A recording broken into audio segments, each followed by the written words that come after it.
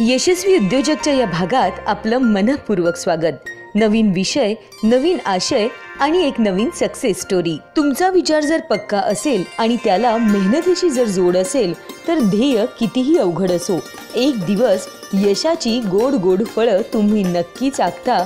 याचं मूर्तिमंत उदाहरण आहे नाशिकचे उच्च शिक्षित शेतकरी आणि सुप्रसिद्ध पेरूच्या वाडीचे संचालक विशाल धुंडगे। आजच्या यशस्वी उद्योजकच्या या भागात जाणून घेऊया पेरूची वाडी या सर्व दूर पसरलेल्या पिकनिक स्पॉटची ही यशोगाथा। नमस्कार, माझं नाव विशाल धुंडगे, मी पेरूची वाडी हॉटेलचा संचालक आहे। पेरूची वाडी संकल्पना मी जवळपास 3 वर्षापूर्वी मी आणि माझे मामा रामदास बाळासाहेब उगले आम्ही दोघांनी मिळून चालू केलं। माझं बॅकग्राऊंड जर सांगायचं ठरलं ना, मी बीटेक झालेलो आहे फूड प्रोसेसिंग मध्ये। जवळपास 4 ते 5 वर्ष मी मल्टीनॅशनल कंपनीज मध्ये काम केलेलं आहे।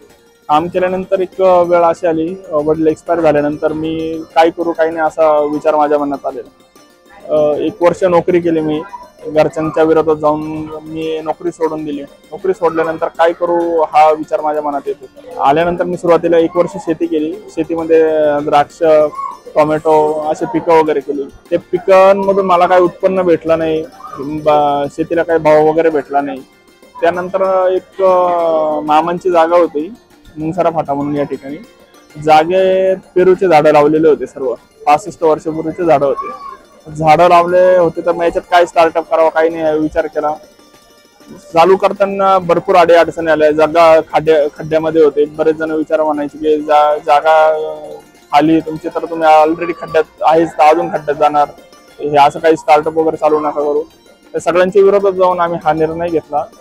बागामध्ये काय करावं काही नाही असा विचार मनात आला। नाशिक म्हटलं तर एक मिसळ हे सर्वप्रथम डोळ्यासमोर येतं। आम्ही सुरुवातीला मिसळ हा पदार्थ चालू केला। मिसळमध्ये चालू केल्यानंतर विविध पदार्थ, पेरू आले, पेरूचे झाडं आले। पेरूच्या झाडाच्या खाली बसून आपण मिसळ खाणार आहे, मारून पेरूचे आपल्याला काहीतरी पदार्थ पण पाहिजे। पेरूच्या पदार्थांमध्ये आम्ही सुरुवातीला पेरूची आईस्क्रीम चालू केली, पेरूची लस्सी चालू केली, त्यानंतर पेरूचं ज्यूस चालू केलं। असे विविध पदार्थ आम्ही आमच्या पेरूच्या वाडीमध्ये तयार केलेले ते आम्ही कस्टमरला सर्व करतो। त्यानंतर आम्ही वेगवेगळ्या ऍक्टिव्हिटीज पण चालू केलेल्या आपल्या इथे।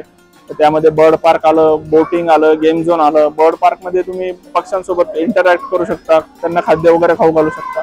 जी जगातली सगळ्यात छोटी गाय असते ती पण आपल्या इथे तुम्ही बघू शकता। त्यानंतर काश्मीरची मेंढी जी आहे ती पण आपल्या इथे बघू शकता। असे विविध प्राणी पक्षी तुम्ही आपल्या इथे बघू शकता। जनरली सगळीकडे छोटी बोटिंग असते, ती पॅन्डलवाली किंवा जी कायाकिंग वाली। आमची इथे कोरेकल राईड्स म्हणून आम्ही चालू केलेले, जे हम्पीला तुम्ही बघायला भेटेल किंवा व्हिएतनामला बघायला भेटेल। या सगळा परिसर आम्ही 2 एकरमध्ये आम्ही डेव्हलप केलेला आहे।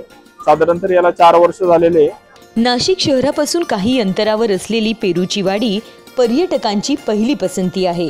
येथील पेरूची बाग, अंगाखांद्यावर खेळणारे रंगबिरंगी पक्षी, काश्मीरच्या गोड गुबगुबीत मेंढ्या, जगातील सर्वात छोट्या गायी, हम्पी आणि व्हिएतनामची मजा देणारी कोरॅकल राईड असे अनेक पारंपरिक आणि आधुनिक खेळ आणि त्याच्या सोबतीला गरमागरम चविष्ट मिसळ, ताक, लस्सी, गुळाची जिलेबी, पेरूच्या गोड गोड फोडी, पेरूचं आईस्क्रीम, पेरूचा ज्यूस हे सगळं तुम्हाला सुखद आनंद देणार आहे। आजच्या यशस्वी उद्योजकच्या या भागात आता इथेच थांबतोय। पुन्हा लवकरच भेटूया एका नवीन सक्सेस स्टोरीसह।